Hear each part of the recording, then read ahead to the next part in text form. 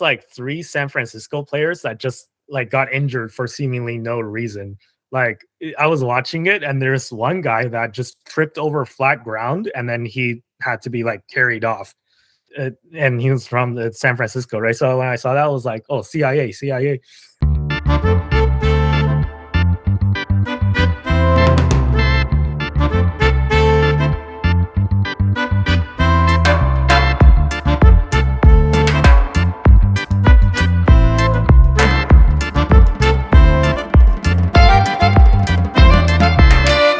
Hey, what's up, guys? Welcome back to yet another episode of Zillennial Money. So as always, we got a full docket for you guys today.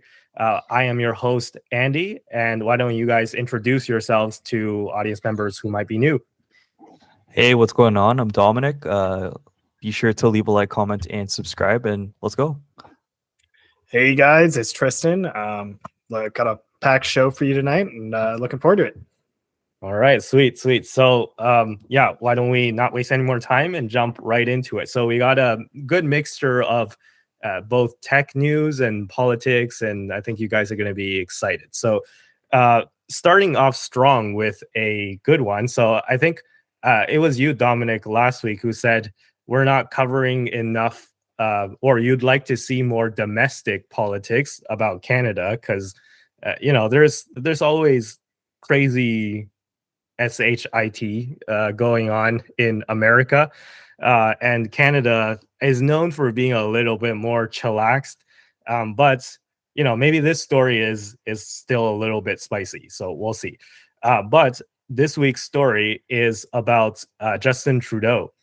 So Justin Trudeau's approval rating has hit a new low, and this is actually from November, so it's probably even lower now, to be honest, judging from newer polls that I've seen. But essentially, Ipsos, which is a polling firm, reached out to about 1,000 correspondents, just everyday people, and asked them the simple question: should Justin Trudeau stay or go? Go meaning resign, because apparently a lot of Canadians are mad at Justin Trudeau for reasons that I'm sure that a lot of people already understand, so I won't get into. But yeah, essentially, out of the 1,000 people, 72% said that he should step down, which is a very high number. So like 2/3 or 3/4, of correspondents said that he should just resign because of how bad he's doing, and how disapproving of the job that they think he's doing. And out of those who identified as liberal supporters, 33%, so exactly 1/3 of people said that he should step down. So that doesn't sound like a lot, 33%, but considering it's from liberal supporters, so liberal in this case, I don't mean like left-wing liberal, I mean the Liberal Party. So Justin Trudeau's political party is called the Liberal Party. So these are people that have voted liberal their entire lives, or for long terms, pretty much, that are supporters of the Liberal Party. His people from his own party, 1/3 of them are saying that he should step down. So that's news number one. And news number two is, as a result of Justin Trudeau's unpopularity, the other parties are surging, specifically the right-wing party, which is called the Conservative Party of Canada. They've been surging in popularity, and right now, the overall approval rating, or the overall kind of polling numbers, show that across Canada, the Conservatives are at 40% approval, the Liberal Party at 24% approval, and the NDP, which is left-wing kind of socialist party, is at 21%. So the Liberal Party has sunken so far that they've essentially tied with the other smaller left-wing party, which the NDP typically, the Liberals tend to usually have around a 10-point lead or more compared to the NDP, but in this case, they're almost neck and neck. So the only bit of, I guess, semi-good news for the Liberals and Justin Trudeau is that his support rating in Quebec is still higher than the Conservatives. So in Quebec, they have this party called the Bloc Québécois, which is kind of a Quebec independence, separatist, nationalist party. So they're at 32%. Excuse me, they're at 32% support, and the Liberal Party is at 28%. And the Conservatives are at 22. So he's still beating the Conservatives, but only in Quebec. And I believe that's the only province in Canada where the Liberals are ranking higher than the Conservatives. And last bit of news that might be somewhat concerning is that the federal voting intention among young people, so young people being age 18 to 29, so the Conservatives are at 34% approval, or support rather. The NDP are at 25%, and the Liberal Party is actually below the NDP at 23%. And then there are some smaller parties that I'm not going to get into, but essentially, this is also extremely surprising. So I think last week we talked about Joe Biden's numbers and how his approval rating among young people is pretty much neck and neck with Donald Trump now. And we have a similar story here in Canada, apparently, or even worse, actually, because the Liberals are more than 10 points behind the Conservatives among young people. And the reason why this is concerning is that young people tend to be more left-leaning, and the Conservatives are the right-leaning party. So it seems to me that the Liberals have really lost their support among young people and among just pretty much everybody except for certain people in Quebec. But yeah, I mean, it's not looking good for Trudeau. So let me toss this question back to you guys. So do you guys think that Justin Trudeau should resign as prime minister? That's the first kind of bombshell question. And second of all, yes or no, regardless of yes or no, what do you think he's doing wrong, and what do you think he could do better? Like, what would you do if you were Justin Trudeau to kind of rescue your own polling numbers? Because the next election is scheduled to take place in October of 2025. So you still have a while to go. So if you were Trudeau, what would you do to kind of rescue yourself if the intention is for you to run for election again? And don't speak all at once.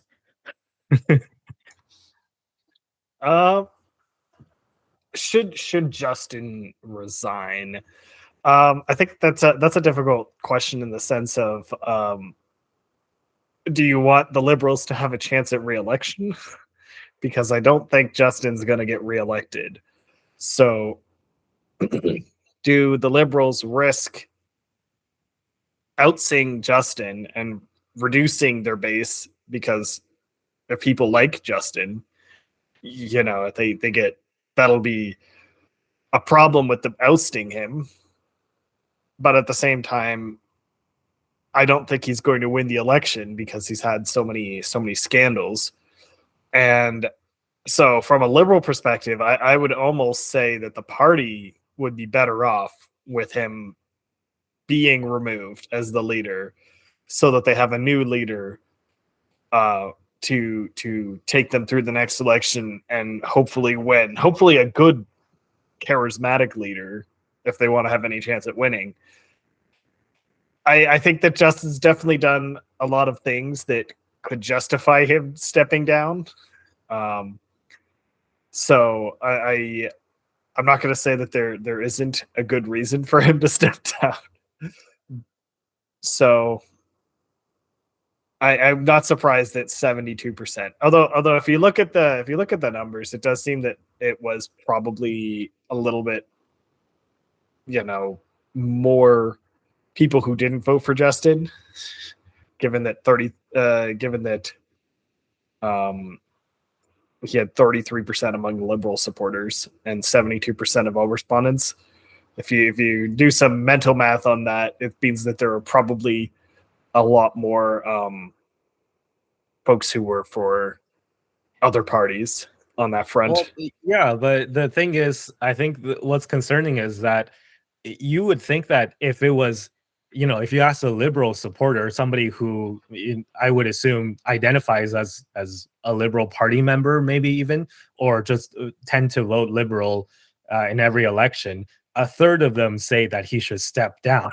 It's not even like a third of them don't approve of the job that he's doing. It's like a third of them are like, I'm so done with Trudeau that I just want him to leave. And this is coming from his own party. So I think that's a little bit like concerning, right? Like if I was Trudeau, I'd be kind of like shocked at that number. Like that's even though it's 33%, but you know. Yeah, that's kind of what I was trying to get at with like the fact that he clearly is losing a lot of support within his own base, which is not good for him and in getting reelected, and that someone else, you know, could theoretically get that 33% to vote for them, even if they may not vote for him in the next election, right?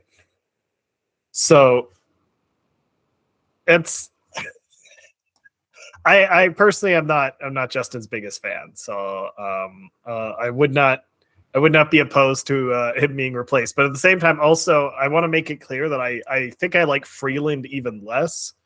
And if he's just going to get replaced with Freeland, yeah, I'd rather the pretty boy over Freeland, who is I'm not a huge fan of. And then I also the voting intention among the 18 to 29-year-olds. I thought that was pretty interesting because you can see that 18 to 29 tends to be left leaning. If you look at the breakdown, there's 25 and 23 for NDP and Liberal respectively, which is right there, basically 50% of the vote. And then the Green Party is basically a left-ish leaning party, I would say. So that's puts it over 50% of the vote is leaning towards the left. And with 7% of them voting for Bloc, that's basically a throwaway from the rest of the country's perspective. Like it only matters in Quebec. So the conservative, like the right vote is less than 40% of the vote, really, which is interesting from a young person perspective, because I've met a lot of left-leaning younger folk, but I've also met a lot of conservative-leaning younger folk. Yeah, so. I mean, so for that, I think the shocking part is the fact that the Liberals are less than the NDP, right? Because if I remember correctly, the NDP, especially among young people, they're always around like a quarter, right? 25% or so. And then in typical elections, how it shakes out is that NDP is at around, I mean, for young people, I don't remember the exact statistic, but I'm just guesstimating based on my prior knowledge of Canadian politics. But I would estimate if it was a normal election, NDP would be around where they are at right now, 25%. The Liberals would be probably around 35 to 40%. And then the Conservatives would be, you know, around the same as the NDP, if not even a little bit less among young people. Like, and the Green Party and stuff, you know, like all the other smaller parties, they're around the same, I would guess. But to be honest, I don't really pay attention to those numbers. But yeah, essentially, I think that's like how a typical election would shake out. But it's just surprising that it feels like not everyone, but like half of people, young people who would otherwise support Liberals, they all went to the Conservatives. And then the NDP people are still staying with NDP, and the Green Party people are still staying with the Green Party. But it's just, I think it's a referendum on not like, it's not an ideological shift necessarily. It's just a referendum on what people think of Trudeau, which has plummeted. Yeah, I guess to sort of piggyback on that, I'll just kind of maybe reiterate a few things. Like you guys were mentioning, I think it's crazy that like a third of Liberals within his system like don't agree on like how he's doing things and want him out. I think that's really crazy. And on top of that, like what you guys are saying is very true. The vast majority of young people tend to vote left-sided. So the fact that the Liberal Party is at 23 and then NDP, which is kind of like a lower tier, you would say, is at 25 is nuts, because typically it's between Conservative and Liberal. The fact that it's like the other way around is pretty crazy. And I guess He isn't really doing a really good job, Justin, in terms of keeping economical control over Canada. He's had one too many bad ticks, and maybe it is about time he steps down. He hasn't been really doing a good job.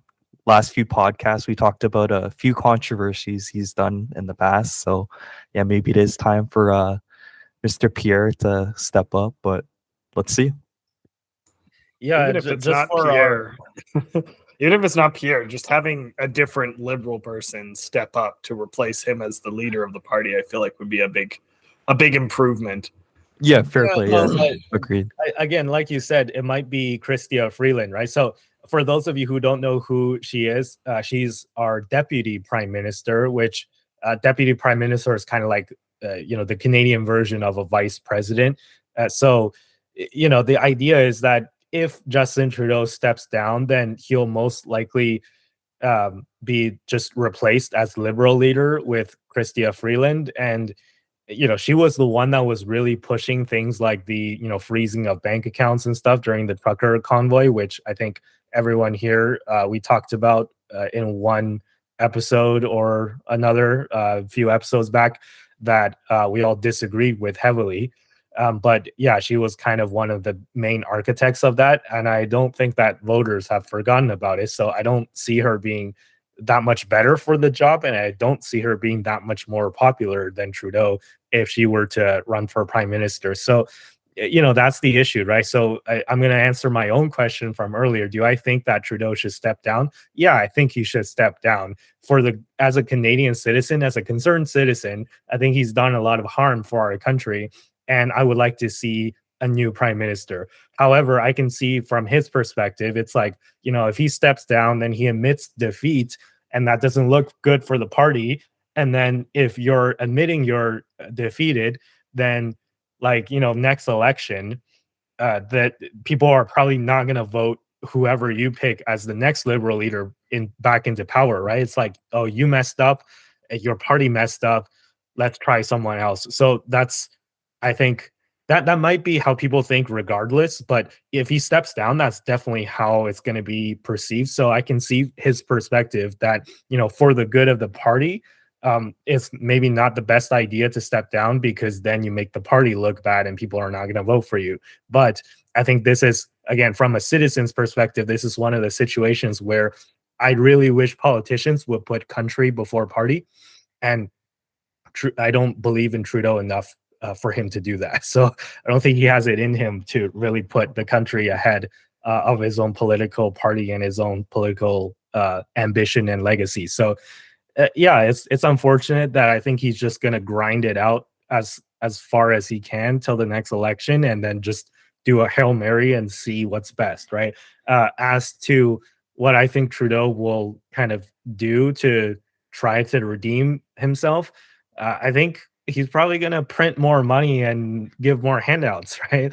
Like, to buy votes. That's kind of like the age-old politician strategy. And I'm not saying that the Conservatives don't do that, right? Conservatives do that as well all the time.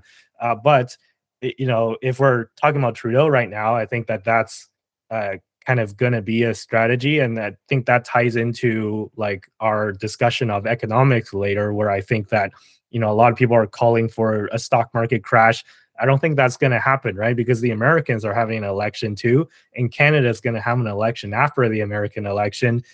So it's just going to be a lot of money printing and, free gifts from the government, which are not really free because they're just using printed money and taxpayer money to do all of that. But again, that's a separate topic. So yeah, I think that's essentially what's going to happen. Do you guys have anything else you want to add? I'll jump in here and just add an additional comment on the 18 to 29-year-old.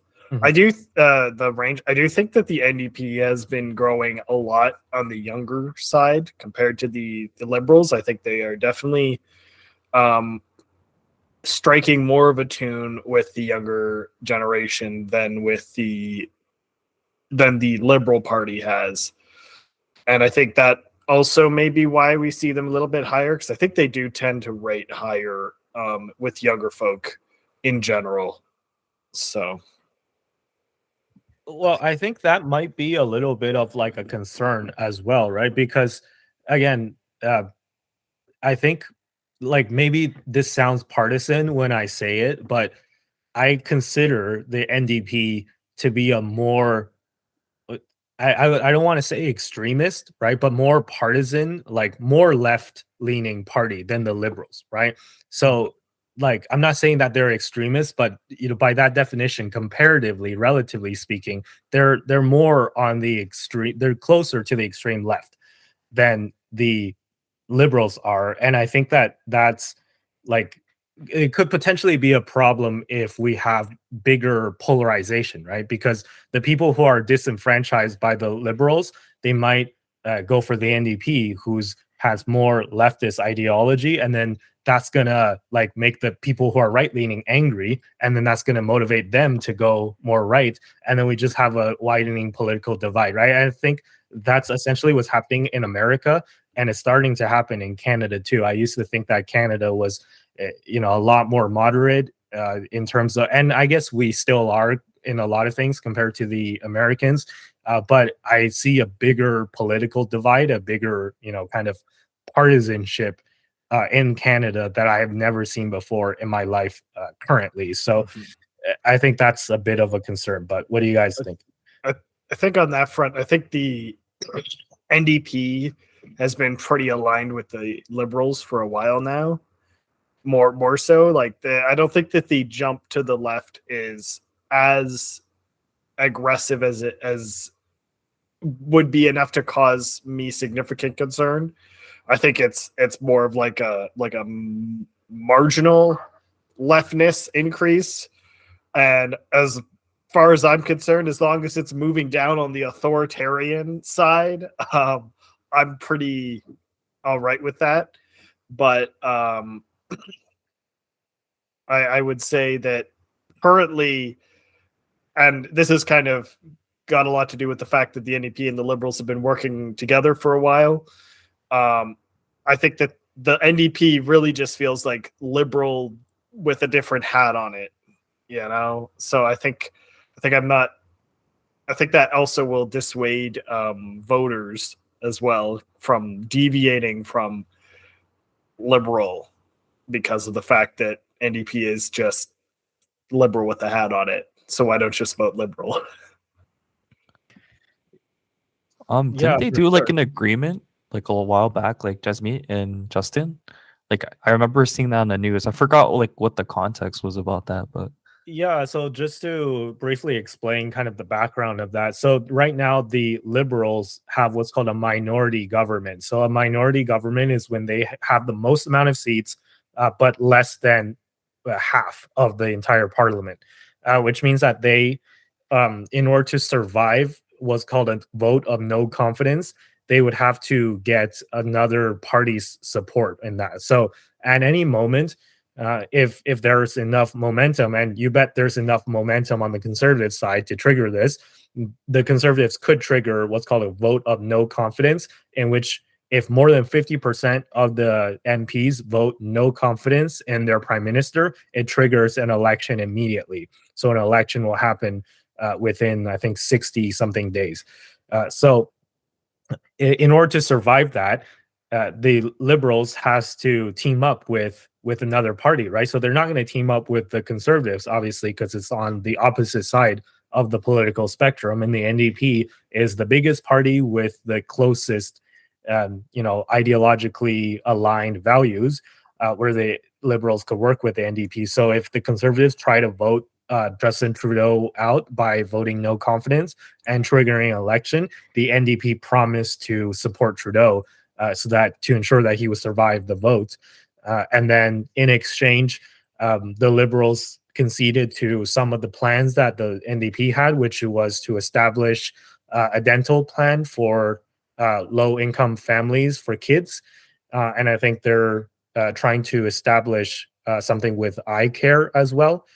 So there's like several agenda items that the NDP wants to do. Basically provide, like, expand upon our universal healthcare system, which it's we can have a debate about that another day.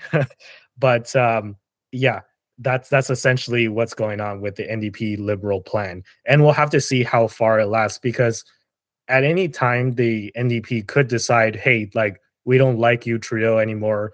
We'll pull out of this deal, and then the conservative would see it and be like, hey, now's our chance to vote no confidence, and then that's how an election could actually happen within 60 days.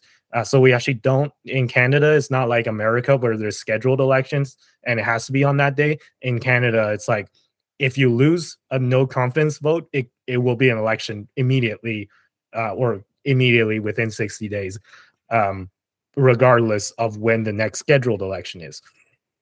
So yeah, the NDP is holding kind of the key right now to when the next election will be. And if they decide to flip on Trudeau tomorrow, they could decide to do that and we would have an election. And I think this is part of the reason why maybe some people are criticizing the NDP as well. It's like, because the leader of the NDP, his name is Jagmeet Singh. Singh criticizes Justin Trudeau on a daily basis on X.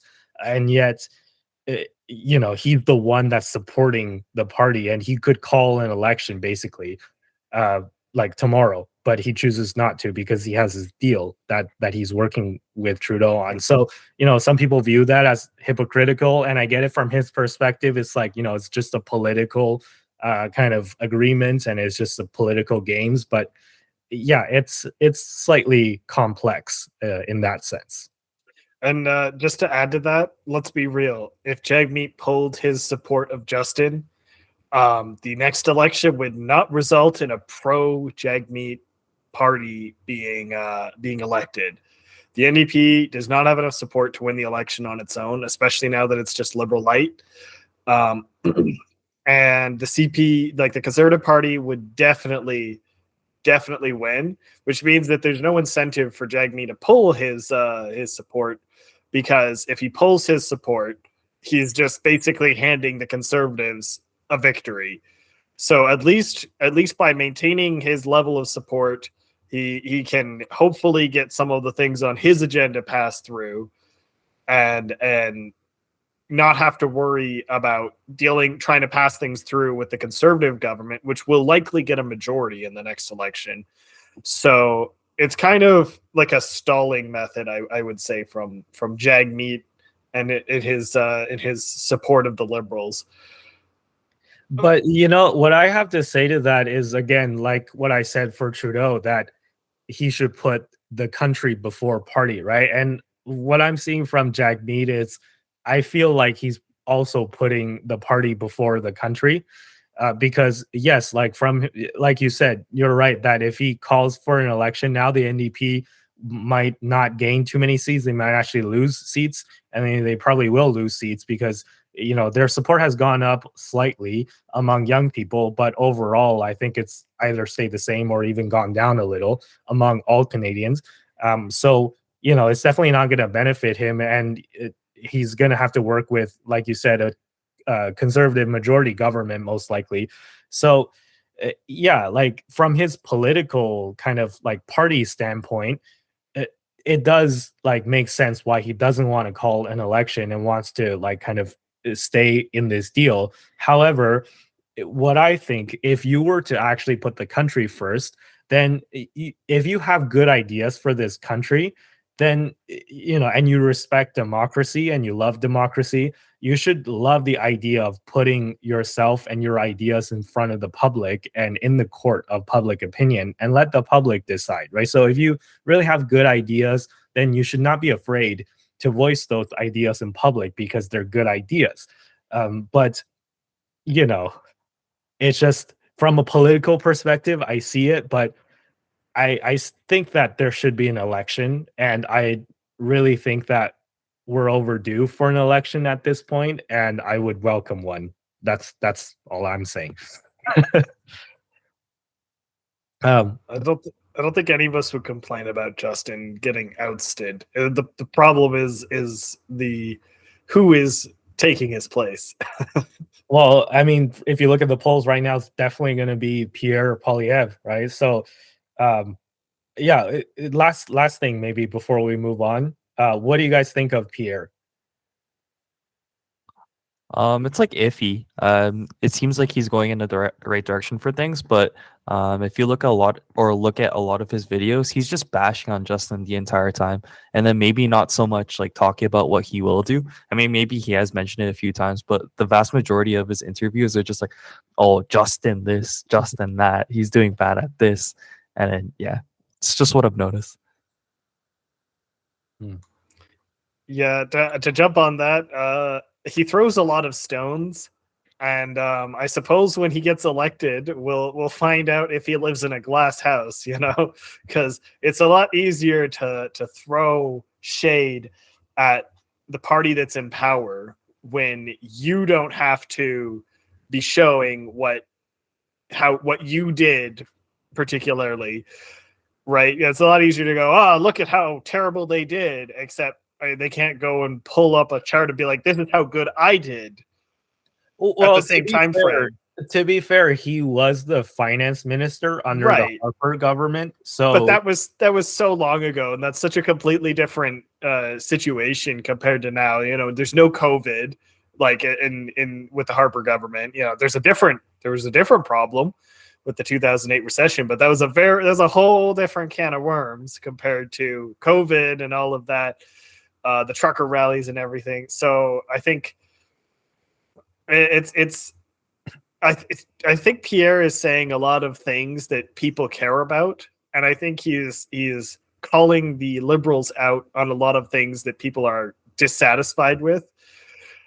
The problem arises in if he actually does anything about it, or if his plans do anything about it, and then also he has some takes that a lot of people don't necessarily agree with him on, but you may agree with his primary takes of like housing is too expensive, or like the cost of living has grown too much. You might agree with that, but then at some of his other perspectives you disagree with.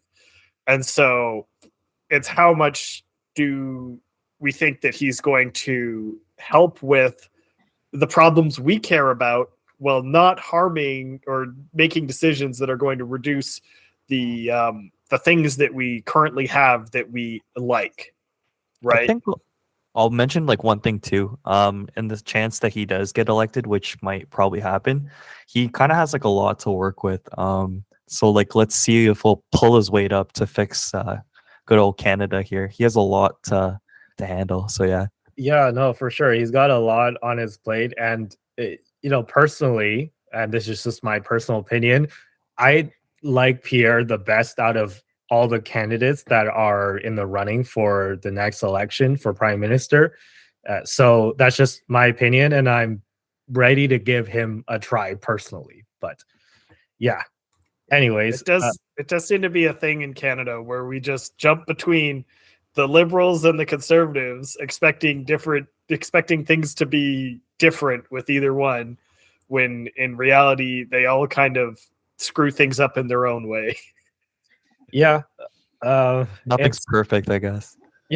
That's the thing, right? Like, you're never gonna find a politician that you're 100% in agreement with, and you're never gonna find a politician that like does 100% of the things that you like, right? So yeah, I don't disagree with any of the things that you guys said about like, your hesitancy and seeing how he would do. He is talking a lot, but because he's not in the position of prime ministership right now, he's not able to do a lot of the things that he's talking about, and he's mostly just kind of criticizing Trudeau for the things that he's doing. But yeah, I mean, it's complicated, right? Like, it's just, we're gonna have to see if he gets in charge how well he will do himself.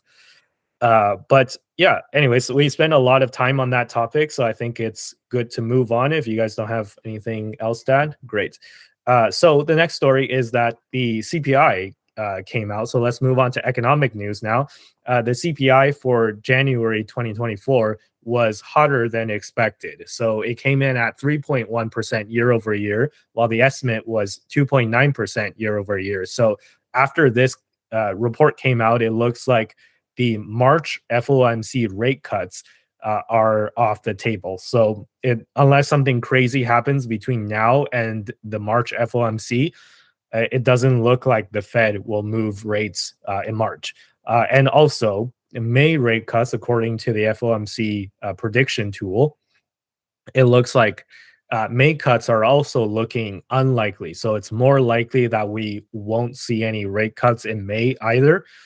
And June rate cuts are about a 50-50 shot. So markets are mostly expecting either June or more likely July for the first rate cut that we're going to get. So yeah, I was wondering what you guys think of it. So number one, what do you think of this report? Do you think that it's going to be indicative of inflation surging back up? Or do you think this is just more of a one-off report and there's not that much to worry about? And do you think that the Fed should be cutting rates in March, or if not, when do you think they should be cutting rates? Well, potentially it could be like a one-off thing because it's so crazy to me that the S&P 500 is at all-time highs and these like reputable companies are doing extremely well even in this economy. Although like on the day of the CPI report, the market actually dropped a bit, and then that's when I bought a bit of the dip, which was kind of nice.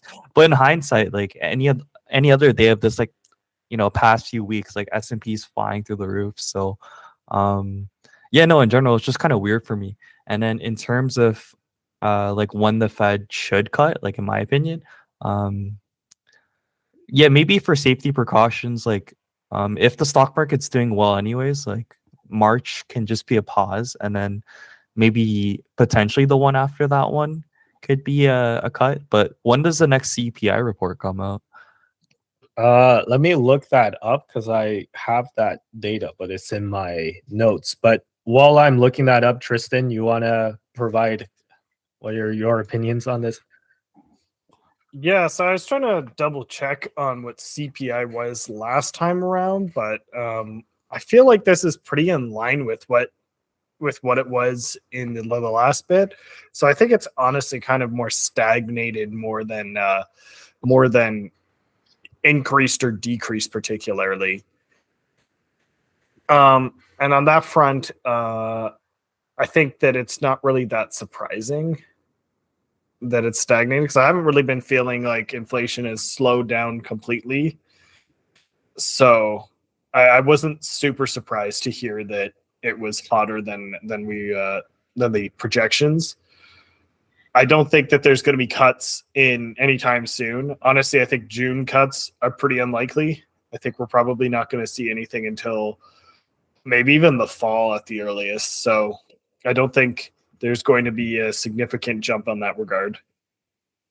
Yeah, and you know what the concern is, and I know this is Twitter, and like people say like all types of crazy stuff on Twitter, but some people were suggesting that since the Fed's target is 2% inflation, and we're getting stuck in the threes, it looks like, could the Fed continue to raise rates still at this point? Well, if they continue to raise rates, oh my god, like which company is going to do a layoff next? It's kind of nuts. Like I guess this is Canadian based, but Bell had layoffs, and didn't you send like layoffs in regards to BlackBerry? These layoffs are certainly still happening, so it's affecting the economy, and then everything's like really expensive, and like houses are like crazy prices. Like it's expensive to borrow money. So how much longer can people last? So I don't know if that's the meta to keep increasing the rates. That's kind of like a Darth Vader forced strangle, it's terrible, but that's just my opinion.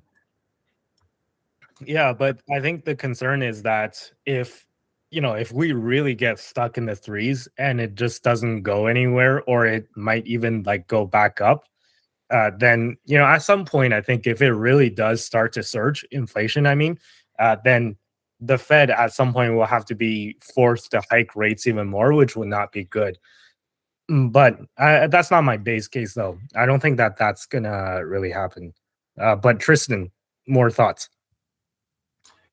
Yeah, so I don't think that it's likely that they'll raise rates again, at least not in the short term. I believe Jay Powell suggested that they were done raising rates for a while, and then I think so. I think it's unlikely that they're going to raise them unless CPI starts rising dramatically again. If it starts going up to like 3.4, 3.5, and then continues, I think they may kick rate hikes back in, but I don't think it's going to happen. I think it is on the downtrend, so I think we're probably seeing around. I think it's probably going to keep coming down, but I think it's going to be a slow grind to get back to 2%. So I wouldn't be counting your bets on CPI inflation coming down sufficiently that they cut rates anytime soon. And the next CPI report for February of 2024 is on March 12th, by the way, at 8:30 a.m. Eastern. But yeah, anyways, back to my thoughts. Yeah, I agree with that. I don't think that is very likely that inflation will just surge back up, right? Because, a lot of people are under this false impression that we got to like crush the economy in order to crush inflation. And I really don't think that that's the case, because if you look at the past, 10 years, ever since we got out of the great financial crisis of 08 or 09, economic growth has been super high in Western countries, at least in Canada and the United States. And our inflation was chronically below 2% while we had big growth, right? It's because economic growth, it increases the amount of goods and services available in the economy in the first place. And that's actually deflationary. That drives prices down. So that's why we had low inflation and high economic growth. So a lot of people are looking at, the strong GDP numbers that are coming out of the United States and strong earnings reports that tech companies are outputting. And they're saying like, oh, this is going to cause inflation to spike back up. I really don't think that that's the case. I think if anything, it's the opposite. It puts a deflationary force on the economy. But yeah, do you guys agree with that, or?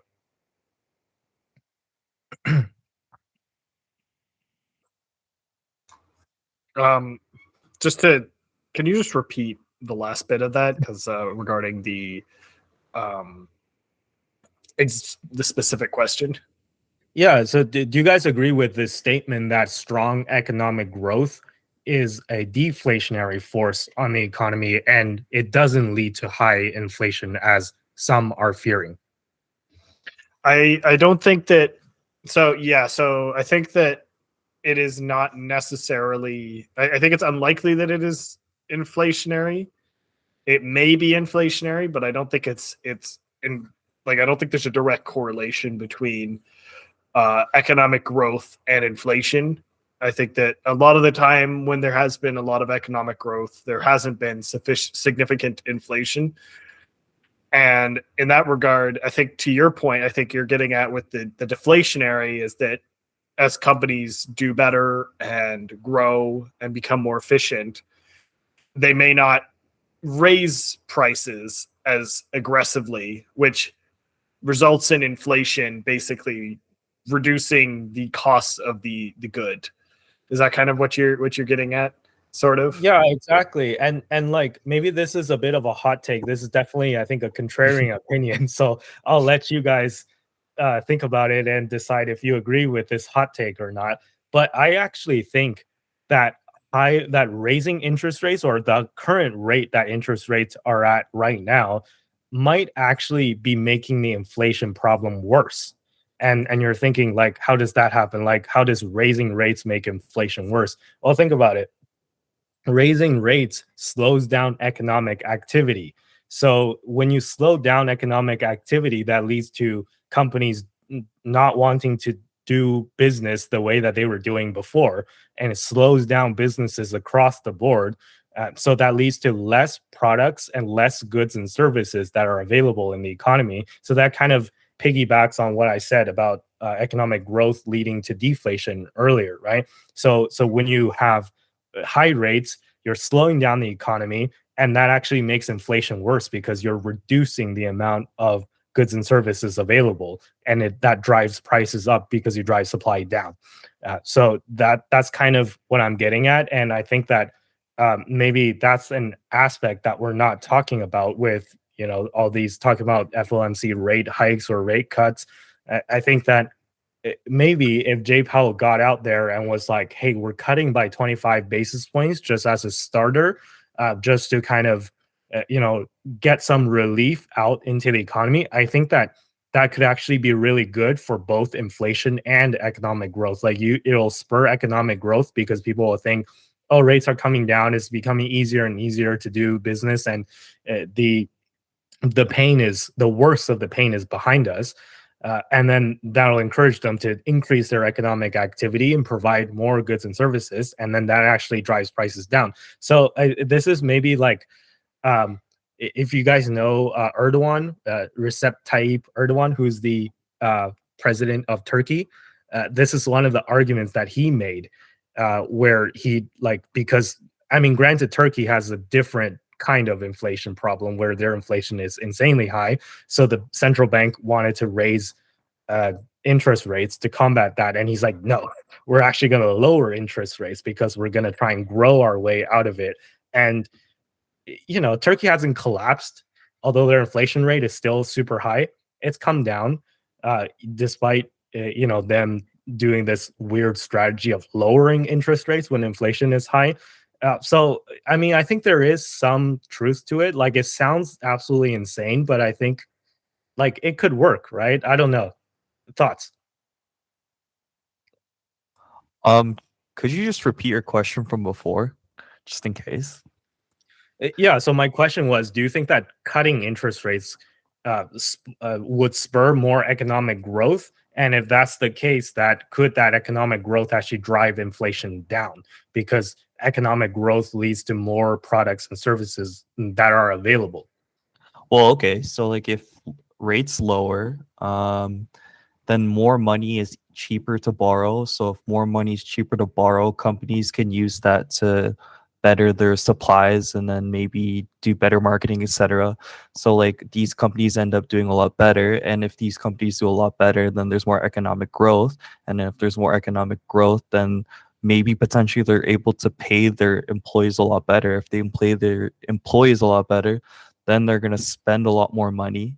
And there's going to be more demand and more need for supply for things. So I guess it would be maybe a lot more beneficial then.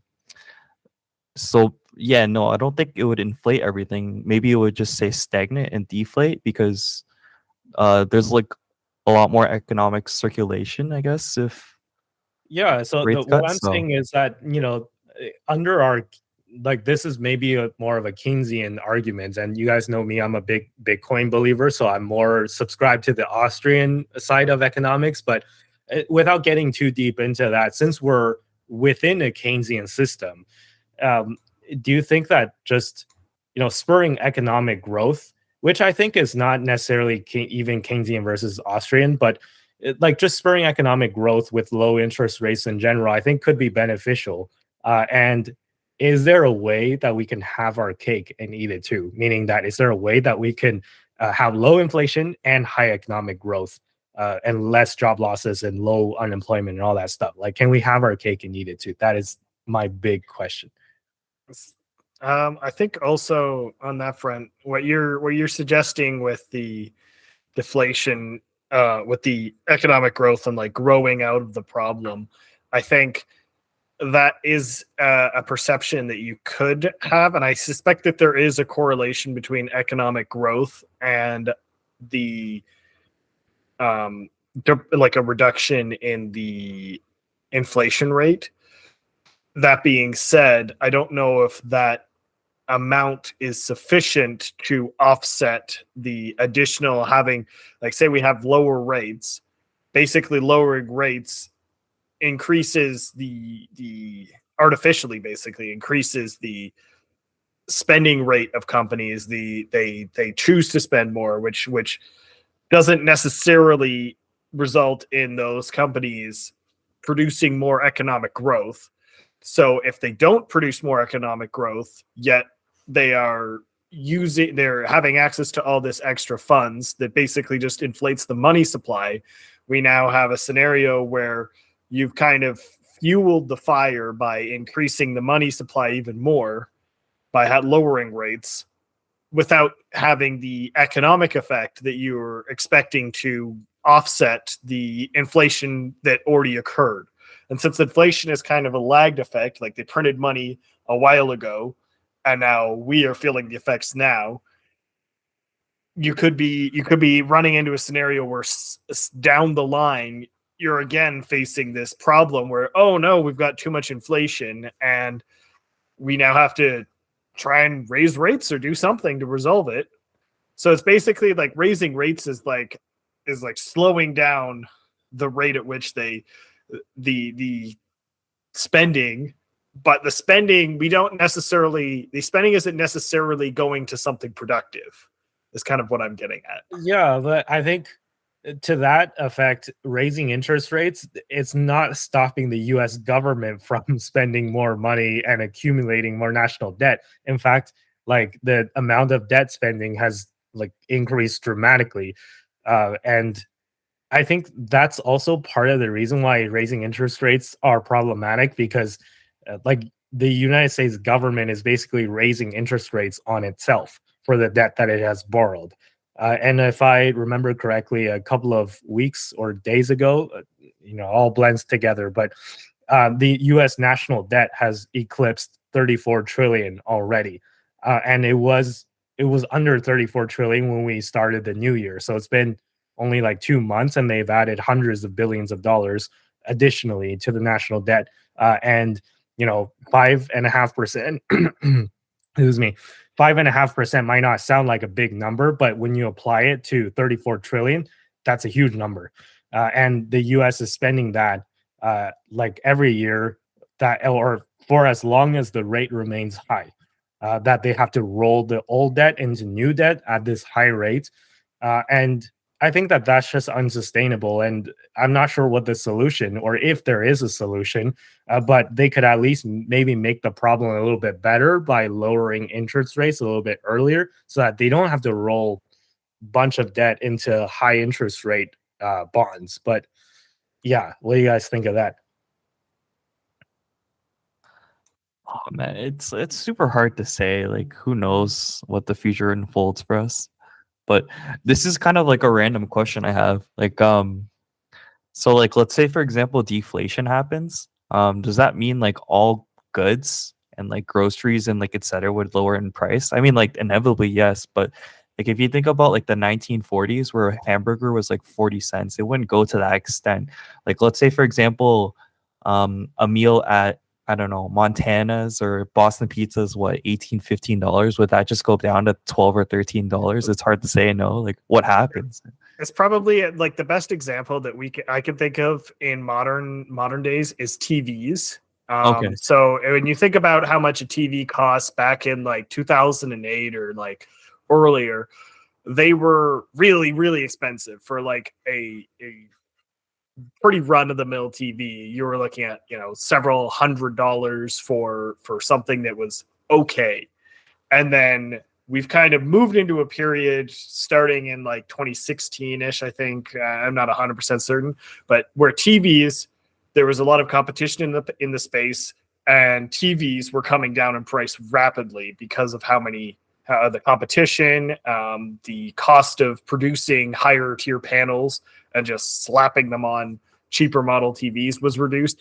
And that is kind of like an example of deflation. So it's not necessarily that your Montana's meal is going to be cheaper. It's that you may get a cheaper option that is available for you. And I mean, like in the basis sense of deflation, yes, it would be kind of like Montana's meal is cheaper.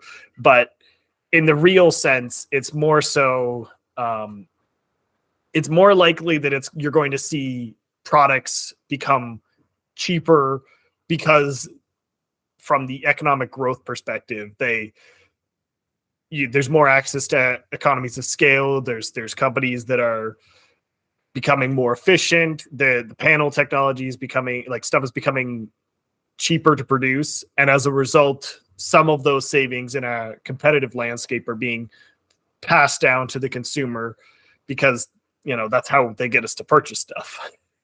Yeah, that's true. Like, you actually made me think. So like, like grocery stores, it's really expensive to farm things, like to water things, and then to drive the produce over to the grocery store because everything's really expensive right now. But then let's say there's deflation, then all of those would be reduced. And then if you keep your prices way too high, there's going to be a competitor that lowers the price, and then people will buy from them and say, okay, so like that, so they're going to have to lower the price. And then, sorry, Andy, what was your question again? Because like I just went on the tangent. It was just something I'm curious about. But yeah. No, I was saying that actually ties into the question perfectly. I think it's, do you think that if we lowered interest rates to spur more economic growth, do you think that is gonna actually lower inflation? It's gonna make the inflation problem better, right? It's gonna, because you're speeding up the amount of economic activity that happens, and you're making it easier for businesses to do business when you lower interest rates.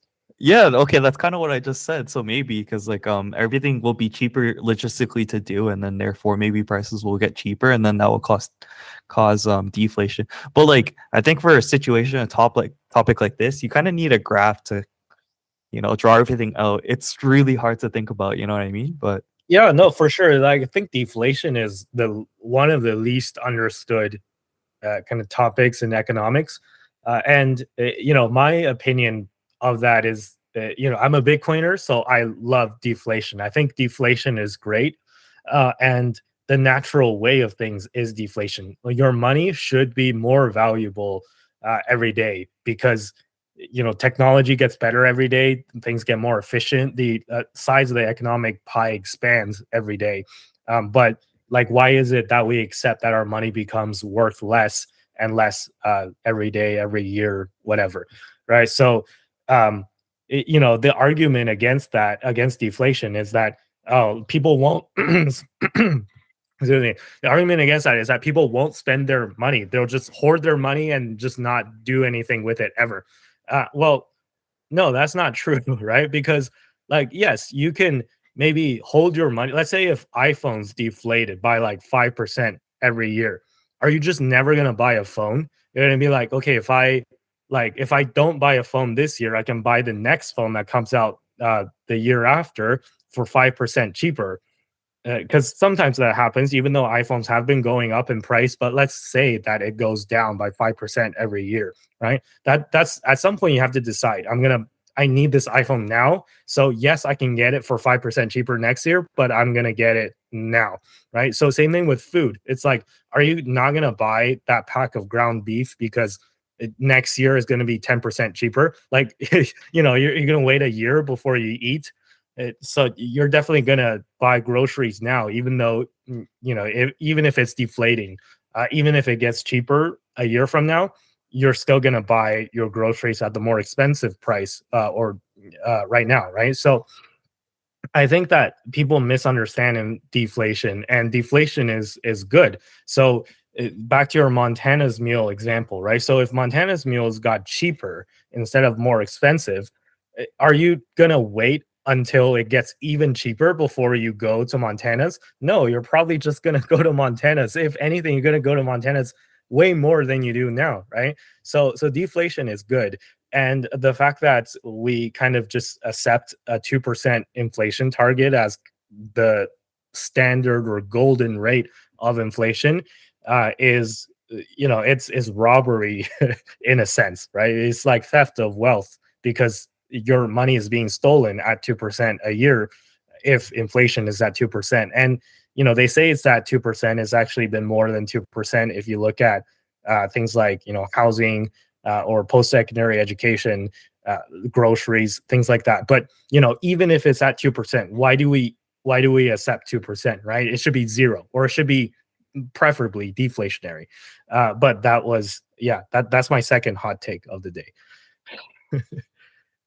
I mean, you can also, just regards to deflationary stuff, with your iPhone example, iPhones are basically deflationary already, because if I want to buy this year's iPhone and I don't want to buy it this year because that's too much money, I wait till next year, I can buy it for some amount less. And yes, they've come up with a new iPhone, but if I want to buy that new iPhone, I've got to accept that I'm going to pay a premium to have it now instead of next year. And so, it's not like we don't see deflationary acts or deflationary products currently, and it's not like they're not proving to be desirable and purchased. So I don't know. There's so much to think about, honestly. Yeah, no, let's move on before we spend the next 2 hours talking about the same topic. So Because we could, to be honest. yeah, I mean, honestly, we could, but I don't want this episode to be 5 hours long. So next topic, I think I'm actually going to bundle 2 topics together for the next topic. So number 1 is a news story, pretty simple. Bitcoin breaks through 52,000 USD. And I think it almost touched 53K, but it's at like 52,900, the highest price I've personally seen. But I'm sure somebody somewhere probably paid 52K for Bitcoin at some point. But yeah, anyway, so that's the first story. And the second story regarding Bitcoin is HUD 8. So HUD 8 has announced a leadership transition. So I'm not going to read the whole article, but I'll post kind of a picture of the article for you guys to see in post. But you guys have access to the docket, so you guys can read along with me. But essentially, the gist of what it says is that the new CEO who's going to succeed outgoing CEO, his name is Asher Ganut. Hope I'm pronouncing that correctly, but he was one of the co-founders of USBTC, which is the company that HUD 8 merged with. The outgoing chief executive officer, CEO, is Jamie Leverton, who's led HUD 8 for as long as I can remember and for as long as I've been in the stock. So yeah, this kind of caught me off guard, and I'm wondering what you guys think of it. But before we jump right into it, let me just kind of give you a little bit of a background around what this new CEO has in plan for HUD 8. And I'm not sure if I like it, to be honest. So let's go through it. So the new HUD 8 CEO wants to make hard decisions and nix inefficiencies. So basically, HUD 8 is saying that it's pursuing a different path than its competitors, who are mainly focused on increasing their exahash capacity. So for those of you who don't know Bitcoin and Bitcoin mining, it relies on a metric called exahash, which is how much compute power that you're able to put forth. So I believe HUD 8 is right now sitting at around 7.2 exahash per second. But a lot of other Bitcoin miners have announced their plans to increase exahash count dramatically by the end of the year. And the more exahash you have, the more Bitcoin you can mine, and the more competitive you are. And if everybody else increases, it's also a competitive game. So if everyone else increases and you don't increase, then you're going to see your amount of Bitcoin mined go down because there's only so much Bitcoin that's being released, right? So it's algorithmic. But anyways, Bitcoin miner HUD 8, this new CEO is promising to take it into a different direction and not focus as much on exahash growth. They haven't announced the purchase of new machines like others, and they haven't announced any additional plans to expand that. They're instead going to focus on being a low-cost operator of their current machines, and they're also going to focus on their I think cloud computing hosting. So for those of you who don't know, they also have a side of their business where they're hosting stuff for AI, and they're hosting just compute like data centers, and they're also hosting mining for other companies. So other companies can subcontract their mining operations to HUD 8. So HUD 8 can just provide the machines and the facilities, but the Bitcoin, the proceeds will go to different companies, and HUD 8 just makes money off of the facilities and the hosting of the machines. So basically, it sounds like this new CEO is trying to really diversify the business and focus less on Bitcoin mining and focus more on other aspects.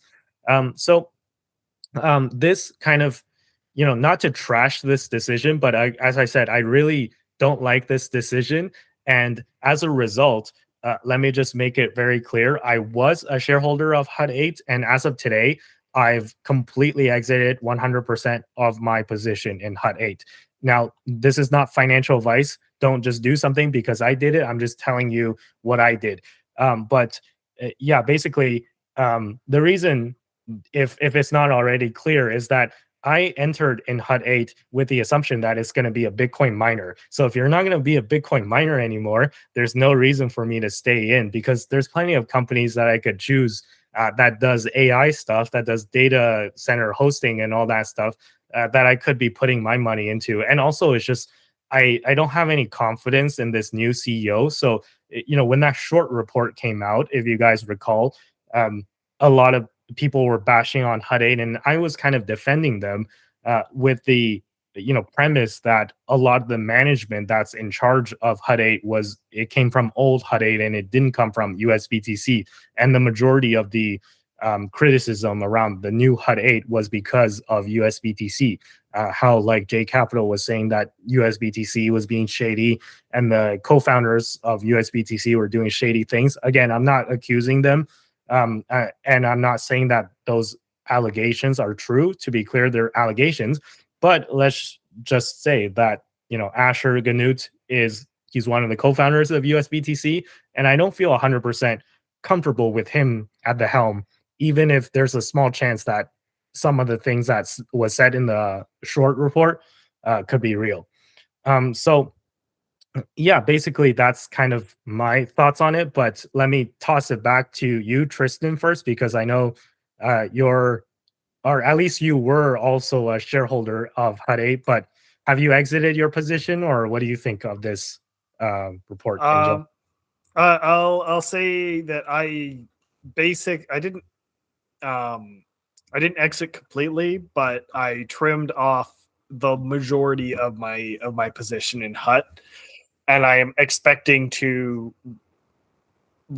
sell the rest of it probably pre-halving. So I will be exiting the position shortly, the remaining position. So I definitely, upon reading this article, I had some pretty negative thoughts, because for starters, I'll be honest. I looked at the merger documents for Hut 8 and for USBTC prior to the merger, and I could not understand why it was a merger of equals, because it seemed to me Hut 8 was pretty good and USBTC was kind of trash. And now we take the Hut 8 leadership, who from the merger documents I could see was running a pretty good company, and we replace it with the leadership from the company that I looked at the merger docs and said, this is kind of trash. I wouldn't buy, if this was public, I wouldn't buy this stock. And you take the leadership from Hut 8 and you replace it with the leadership from USBTC. I go, I don't want to be in this anymore. This is become a lot more risky than it was before, because I had confidence that the Hut 8 leadership knew what they were doing, whereas I don't feel the same confidence for the USBTC leadership, especially with the fact that short report, as Andy mentioned, was very critical of USBTC and basically mentioned nothing really of any consequence about the Hut 8 side of the merger. So, or at least in my opinion, of consequence, to be clear. So when I reading this and then taking that into account, I also read this information on the hard decisions that were being made, and the decision to move more into other areas, and I think specifically the fact that Asher made it clear that the intention is not necessarily to increase their capacity of Bitcoin mining and such. I think that basically makes the company really hard to justify as a Bitcoin miner play, because why am I buying a Bitcoin miner that isn't going to try and mine more Bitcoin? Like, I might as well buy something else, buy a different Bitcoin miner, which would be my my conclusion would be to buy a different Bitcoin miner over this one. So because of the information that was shared and the decisions to proceed in this other avenue, I was basically like, this is not going to be I don't want this to be a major position that I need to be super concerned about, because of the fact that I don't think I trust the USBTC guys sufficiently to justify giving them, the reins over a large portion of my portfolio. So it's definitely very disappointing from a Hut perspective, because I think that Hut had a lot of potential, and I think that there's been a path chosen that basically reduces my interest in the company wholeheartedly. So what can you do? Yeah, and just to add to that, and even if the things that were said about the USBTC people in the short report, even if that was not real, the fact that that you can't deny is from the merger documents, you can see that USBTC was not doing well. Like, that's just undeniable, right? Like, so given that, even if the things that were said about the management were not true, just the fact that the management led USBTC to that point in the first place does not give me a lot of confidence. And now they're at the helm of this new company that was, born out of the merger. And yeah, as you said, I just don't have a lot of confidence. And let me share you a story actually of something that I sort of paid attention to back in 2017. So there was this company, and back then, by the way, I was not into Bitcoin. I was not into crypto at all. I just came across this article when I was, or not this article, this kind of story, this saga, when I was reading just news about the Bitcoin pump that was occurring in 2017. But anyways, back in 2017, there was this company called Long Island Iced Tea. I think it was based out of like New York or something. This company that made iced teas, right? Like literally like the drink. So they bottled iced teas and they sold it at like convenience stores and grocery stores and whatnot. And one day, out of the blue, for seemingly no reason, with no warning whatsoever, the management of the company decides, forget iced tea, we're going to be a blockchain company. So they renamed the company to Long Blockchain Corp. And what exactly they did with blockchain, I have no idea. And they never explained what exactly they were doing with blockchain. They were just, we're going to be like a research company in blockchain, and we're going to do blockchain stuff. And we're not going to do iced tea anymore because that's boring. And like, it's just unfathomable. But because it was during the peak hype cycle of crypto, the stock just absolutely skyrocketed. It was like $1 or $2, and it went, I think at one point it hit like $15. So yeah, I think you guys, without even knowing the full story, knows how this story ends. So this company no longer exists. And I think the founders, at one point, I read that they were being sued for fraud and being investigated by the SEC for orchestrating a pump and dump, essentially.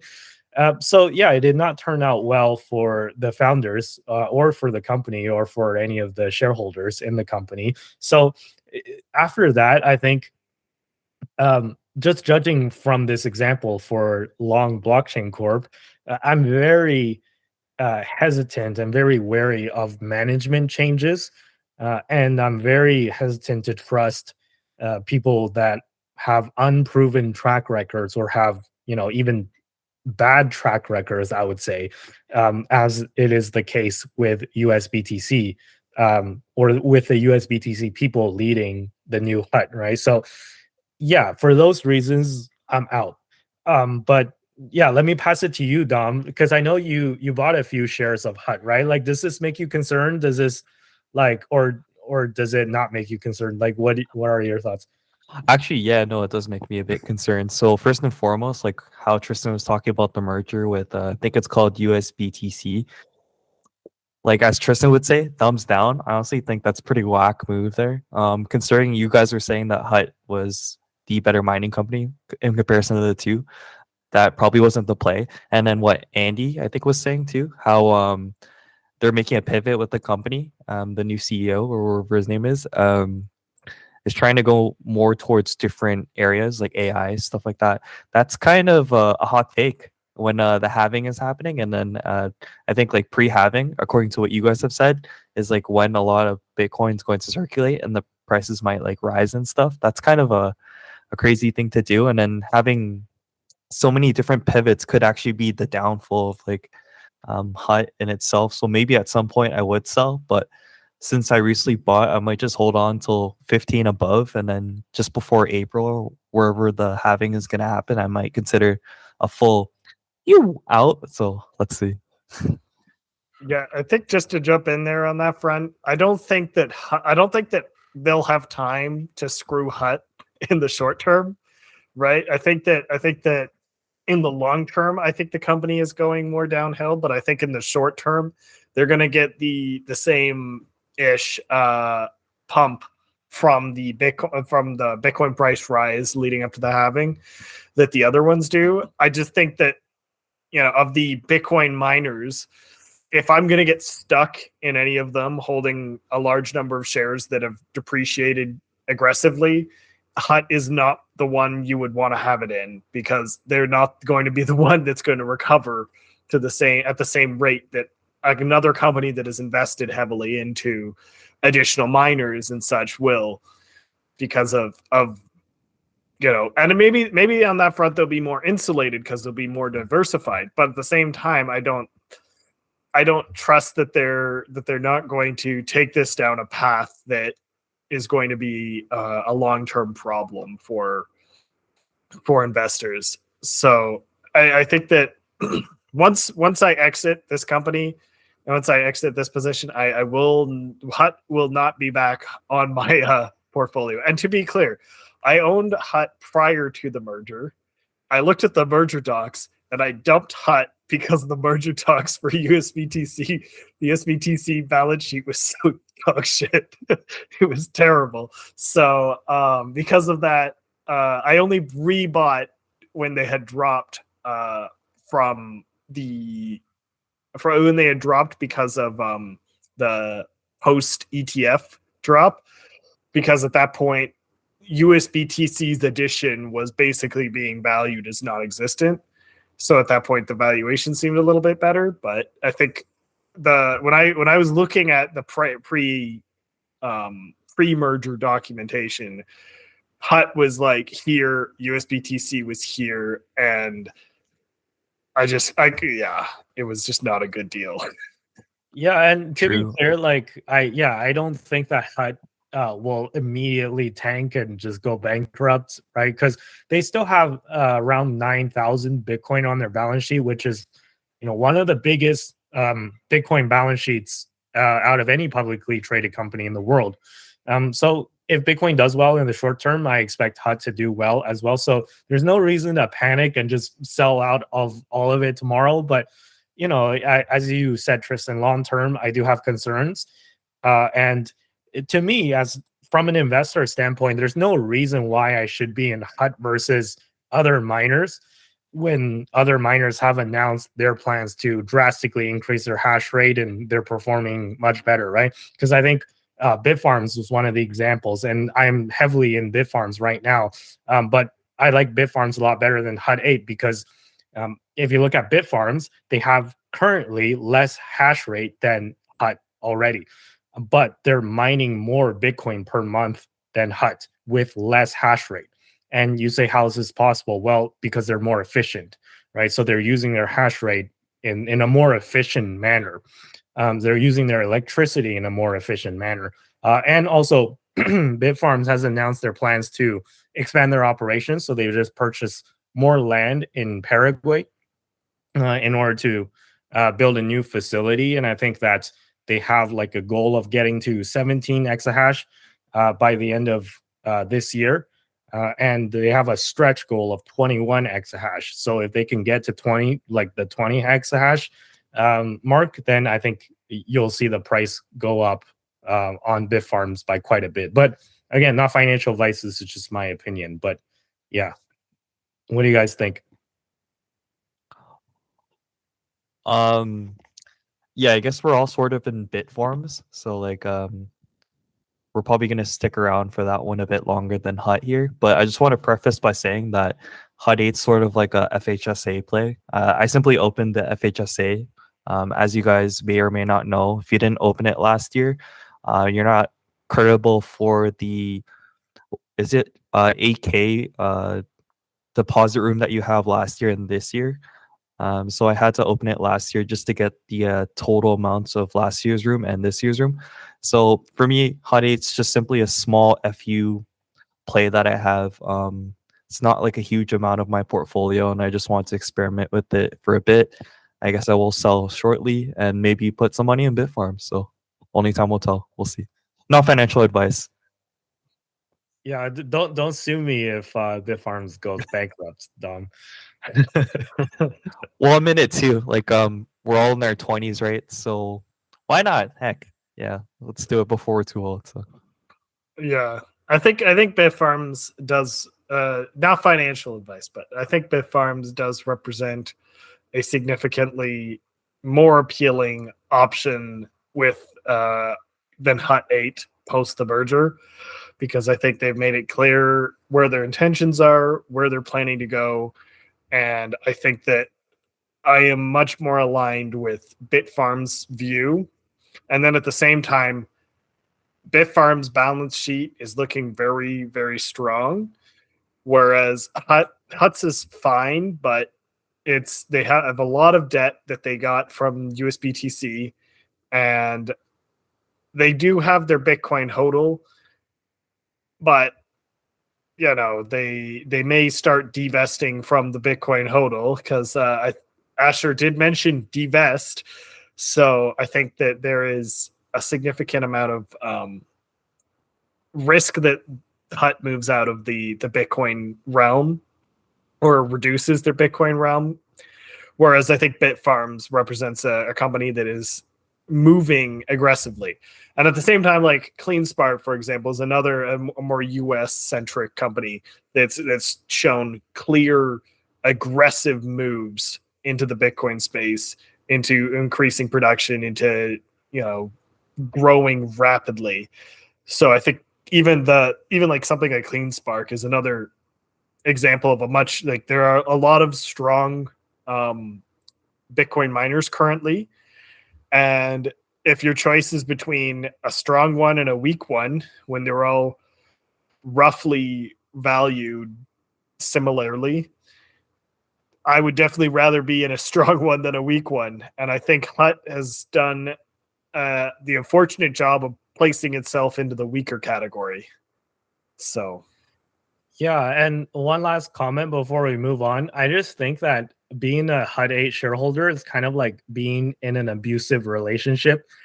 It's kind of like, because the hits keep coming, right? It's like I never have these problems being in other Bitcoin miners. It's like if you're in Bitfarms, it's like, okay, we've increased our hash rate. They had this like loan with BlockFi, which is a company in the Bitcoin's crypto space that went bankrupt. So they had this loan, and they were able to pay it off with like less than half of the amount of money that they owed to BlockFi, because BlockFi is bankrupt and they needed the money. So they negotiated a discount on the loan.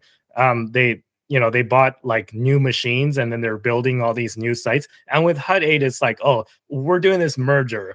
And they had this problem at North Bay, Ontario, with their like power management thing, where they had a dispute. So it's like, oh, we got into a lawsuit with one of our power providers. It's like, oh, our like Drumheller, Alberta facility is not doing that well, and it's partially offline. It's like, oh, we're doing this merger, and we're pivoting into AI. It's like, it's like being in a relationship where she's not like a horrible person, and she's like relatively attractive, but she like punches you for no reason from time to time, and pours a cup of bleach into your coffee maker from time to time. It's like, like why are you there, right?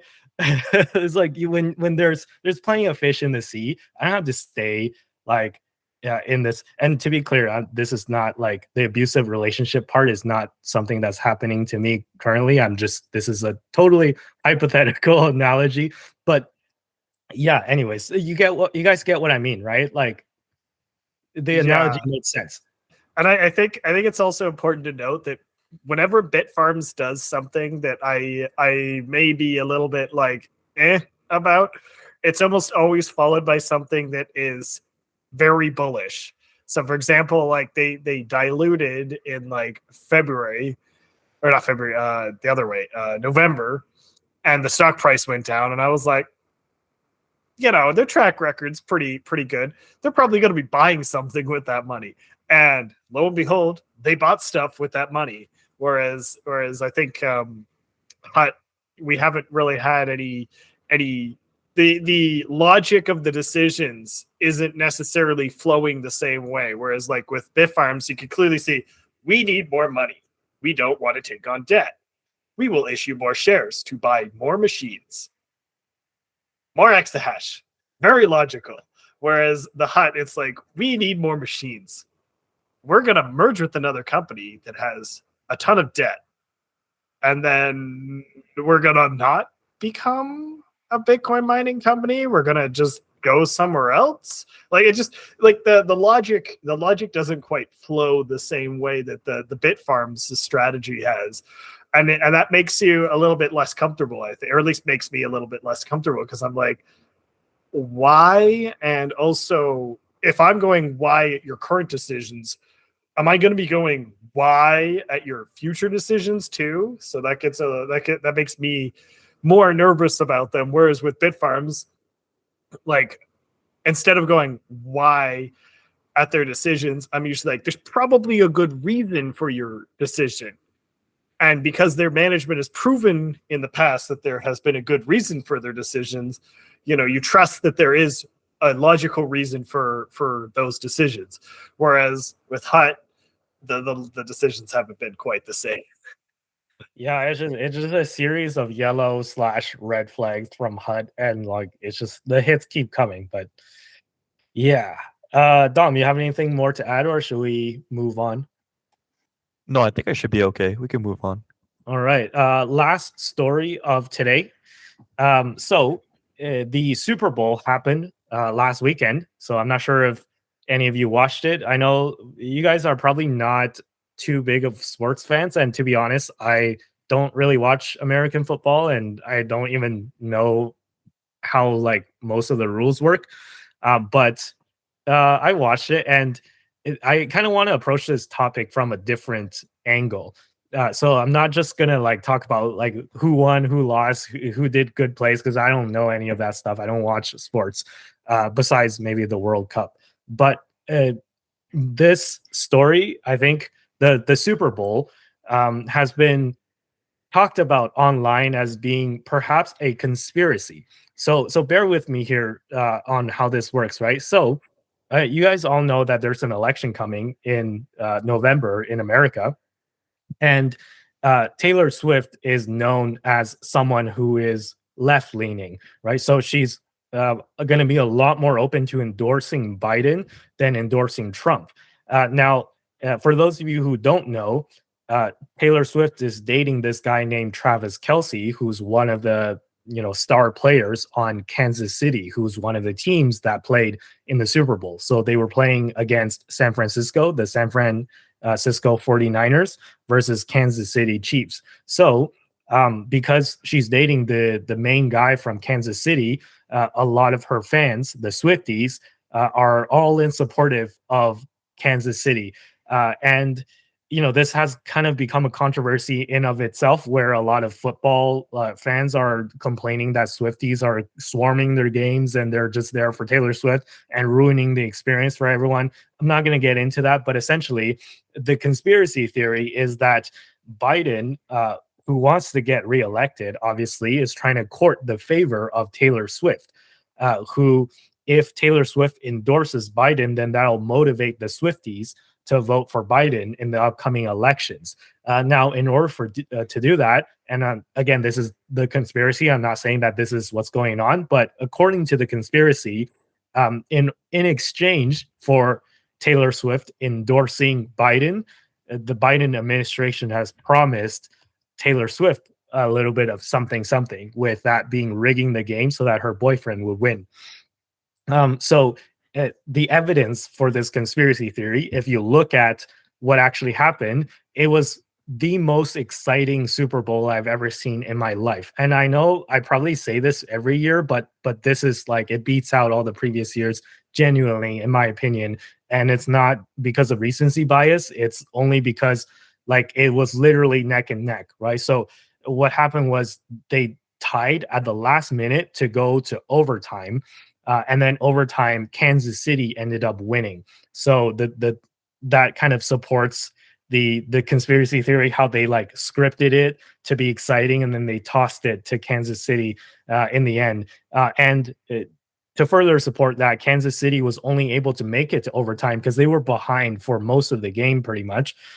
They were only able to make it to overtime because San Francisco missed a critical field goal that would have gave them a 1-point win, like a win by 1 point by the end of regular time. But they missed it. So they missed that 1 point. And then because they missed that 1 point, they were tied. And then it went to overtime, and then Kansas City won. Right. So it was literally by the skin of your teeth that Kansas City eked out a win, because they were like basically about to lose. And just to add to that, I'm not saying I believe in the conspiracy theory, but let me just say that, according to Elon Musk's law, the most entertaining outcome is the most likely. So I think it would be the most entertaining if Kansas City won. So, which is why I bet $1,100 before the game, and then I doubled my money, so I won $1,100. Yeah, that there was that. Courtesy of the CIA, I guess I'm going to be having some steak later. But what do you guys think? Like, aside from that, I'm not encouraging gambling, by the way. Please don't cancel me. So, like, please gamble responsibly. If you are, and I did it through like regulated channels. I did it through the Ontario Lottery Organization, the OLG. So it's all legit. It's all kosher. But you have to be 18 in order to do this, and I'm more than that, obviously. More than that. So just in case you guys didn't think that I was 18, but yeah. Anyway, so what do you guys think? Is this a conspiracy, or is it just totally being overblown? And what do you guys think that Taylor Swift actually will have a significant impact on the election in the first place? I'm not like, no one can like truly know if it was like a whole conspiracy theory so that Biden would have the benefit of the doubt. But you can't deny that Taylor Swift has a huge influence on a lot of people. Consistent sold out concerts. I was listening to the Morning Brew podcast, and there's even people that track her flights to see how much emissions that she does between place to place, and to locate and kind of know where she is at all times. It's kind of like an air tag, but it's like posts on Twitter, I think. So there's no denying her reach. I'll say, I don't know if it's like conspiracy theory like you were mentioning, but it could be. Like, the truth is, no one knows. There's a lot of things. So during JFK, I'll say that, but during the game, there was like 3 San Francisco players that just like got injured for seemingly no reason. Like, I was watching it, and there's one guy that just tripped over flat ground, and then he had to be like carried off. And he was from San Francisco, right? So when I saw that, I was like, "Oh, CIA." Just kidding. I don't know if the conspiracy theory is true, but Tristan, what do you think? I have a very different sort of different conspiracy theory. I don't really see the CIA being the conspirators. I think that Taylor Swift is most likely going to endorse the Democratic candidate either way. I think it's unlikely that this will have any impact in any way, shape, or form on her decision or anything to that effect. And I don't think that they bought the Kansas City Chiefs victory through in order to convince Taylor to vote, or to encourage people to vote Democrat. That being said, I think the NFL rigged it because they're making so much extra money from Taylor Swift just coming to these events. Taylor Swift being there, Taylor Swift is giving them so much coverage. They're getting so many more viewers. Pretty sure this is the most watched Super Bowl ever, and Taylor Swift has had a huge impact on that. So because of that fact, I think that even before this, I think that the NFL was basically ensuring that Kansas City got into the finals, and then I think that the Taylor Swift effect was such that they made sure that Taylor's boyfriend won. You know, that there was something to that effect in order to encourage him to, one, stick around, and two, for her to be there, and for her to be like, yeah, and all the Swifties being like, yeah. I think that it was a whole plot by the NFL in order to just basically get a bunch more money and try and keep the gravy train of having Taylor Swift come to their events going. Yeah, well, like, Dom, go ahead.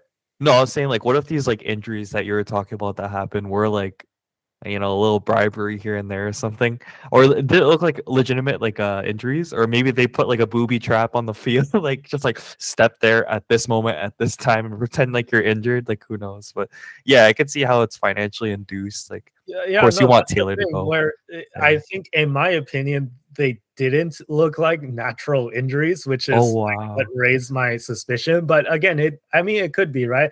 I'm not saying it is a conspiracy, but there are certain aspects that seem a little suspicious, like the way that, like how close it was. Like if I was in charge of scripting a game that like would captivate the most amount of attention and get people to be as hyped as absolutely possible, that's the way that I would have done it, right? Like have Kansas City trail for most of the game and then have San Francisco miss a golden opportunity, bring it to overtime, right? Like, and take more commercial fees because you just brought it to overtime, and then have Kansas City win in overtime. Like if I could direct how the game would go to make it the most exciting possible, that's how I would direct it. And again, like, that doesn't prove that it's a conspiracy, but I think there's two sides to this, I think, right? Like you can argue that maybe it is a conspiracy, but on the other side, the argument is that maybe it's not a conspiracy, but it's just a difference in morale.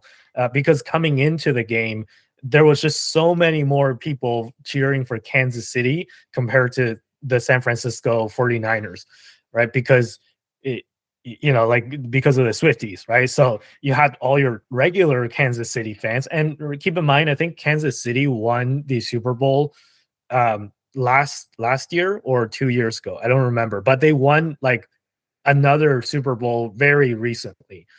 So they like their fans increased. I'm sure the number of Kansas City fans increased from their previous win.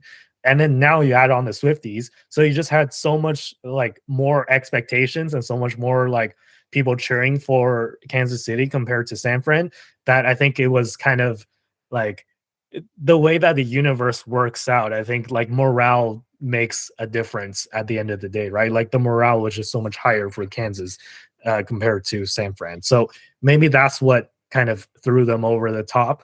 But yeah, I will say the betting odds on OLG's website was actually more in favor of San Francisco winning. So if you guys don't know how the betting odds work, basically it's a multiplier, right? So there's different like ways to play it, but if you bet on just who wins, it's a multiplier, meaning that if you bet, let's say $1, and then the multiplier is 2.05, then you win $2 and you get $2.05 back if you win the bet. So you get an additional $1.05. So it's a multiplier on what you put in, right? So the higher the multiplier, the less likely something it is to occur, right? Because the more money you would win if that happens.